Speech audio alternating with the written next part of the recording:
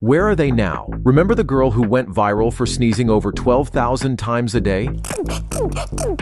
That was Caitlin Thornley. Out of nowhere, Caitlin began sneezing uncontrollably, and her symptoms kept getting worse over time, to the point where it seriously disrupted her daily life. This happened back in 2015. Her mother took her to doctors, but since the condition was so rare, with fewer than 1,000 reported cases worldwide, no one could figure out how to properly diagnose or treat her. As the sneezing got worse, Caitlin had to leave school because of relentless bullying from other kids and her growing inability to concentrate in class. Her story gained huge attention online, with several emotional interviews about her situation going viral and earning tens of millions of views on YouTube, as people everywhere rooted for her recovery and hoped for a miracle. Sadly, Caitlin's condition didn't improve much.